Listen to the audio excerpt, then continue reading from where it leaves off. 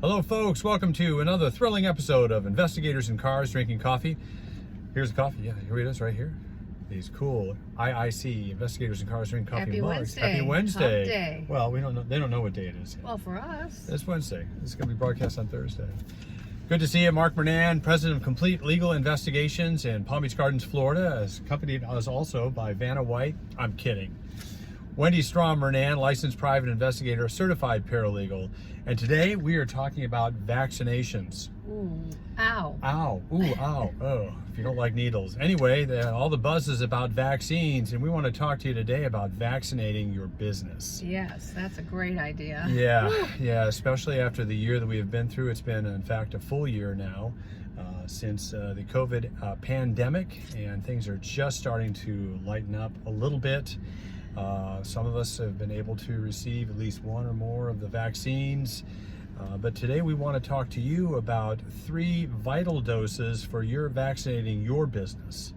Does that sound like a good idea? I think it sounds great. Okay. Do you think we survived this? We survived by the skin of our teeth, by the grace of God, and we're very grateful. But we wanted to share with you some of the things that we've learned out of this experience, some things that went well, some things that did not go so well. But overall, we emerged in a pretty good position for which we are very grateful. But I think there were three things. I'm going to put up 3 instead of 4. Three ways, 3 doses that you need to effectively vaccinate your business. And number 1, I'm going to give them to you: legitimize your business. Number 2, have access to funds. And number 3, broaden your client base. Oh, those sound great. You're just nodding your head here. I'm going to ask you some questions. All right, but first, dose number one is legitimizing your business. And Wendy, what does it mean to legitimize your business? Well, how do you see your business? Are you a mom and pop, work out of the house, we're just getting by kind of business? Or do you, even though you might be a mom and pop working out of the house right now, you can legitimize it in the eyes of the federal government, in the eyes of your clients, in the eyes of yourself. See yourself as a legitimate business.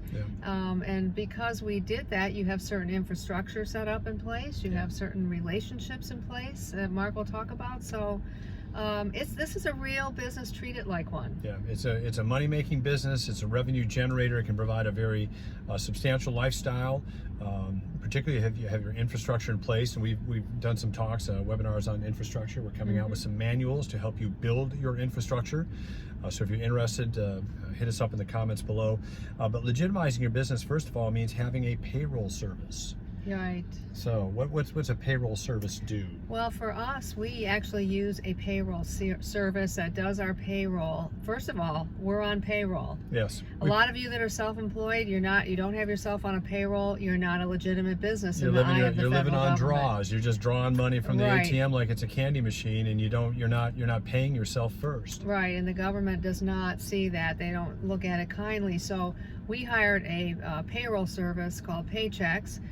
But you can also do your own payroll through QuickBooks, but you need something where you, first of all, A, you guys are getting a payroll, and 2, you've got reports you can generate later to show that you're actually a payroll company paying taxes. Yeah, and I mean, that's important, particularly as we talk about dose number 2 is access to funds. If you don't have reports, you cannot apply for funds. You have to be a business that reports income, expenses, etc. So that's part of legitimizing your business. True. What about having an accountant?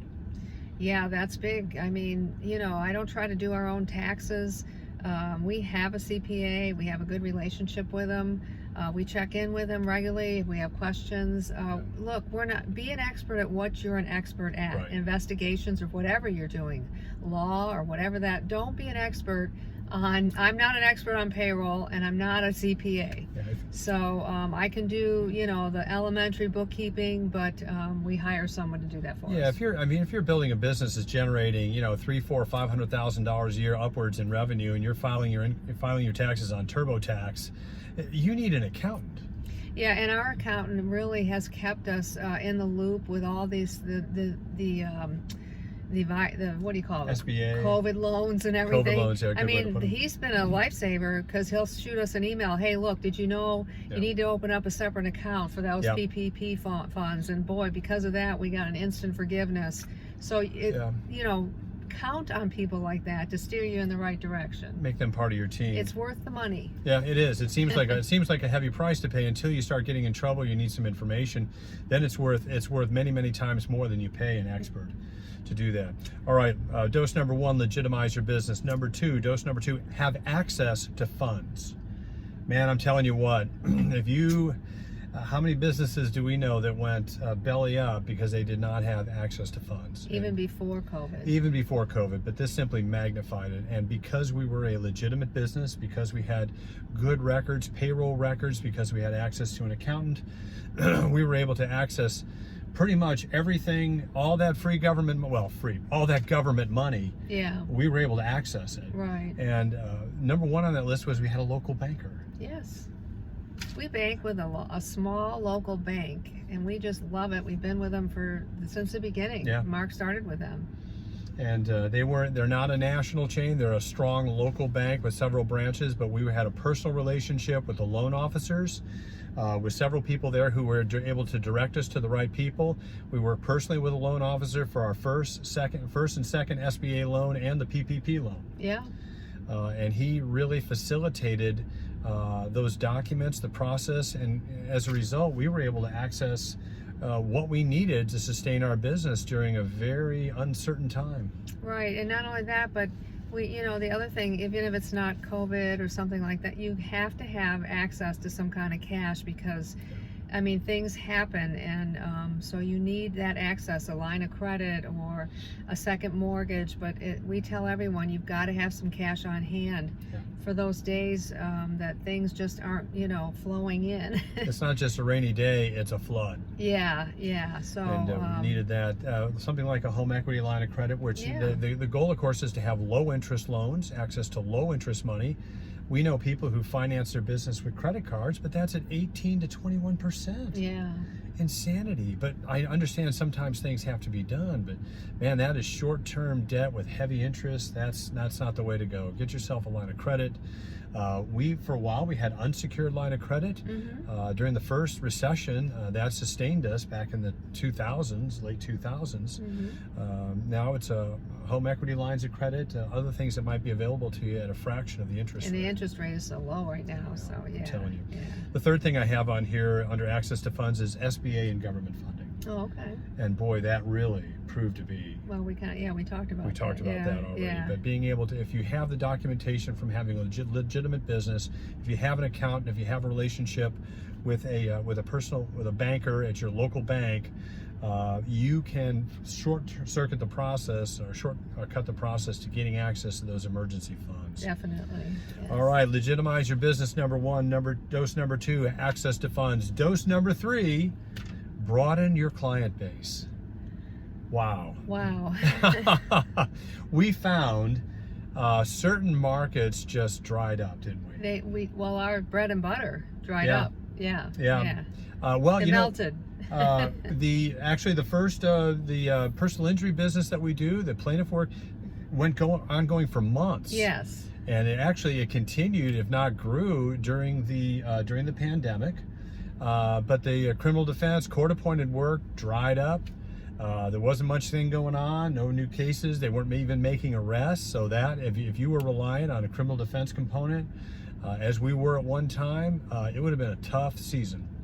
But by broadening our client base, by moving into plaintiff personal injury or other arenas with similar skill sets, I think that was really important as we got into other markets where the skills we developed in criminal defense and plaintiff personal injury were also valuable.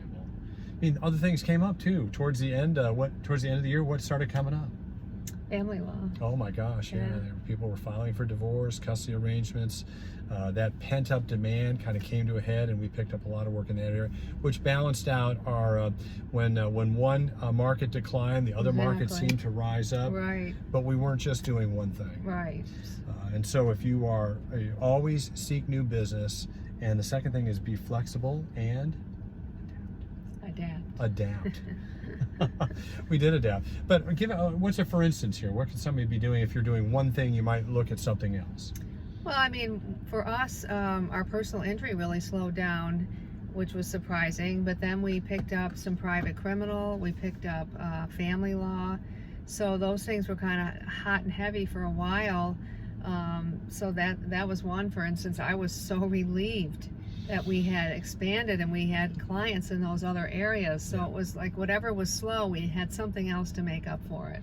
And we've always kind of stayed within our strengths. Our strengths have always been interviews, research, locates. We stay within those, but we did broaden the markets to whom we began to service. We went from criminal defense over to civil plaintiff.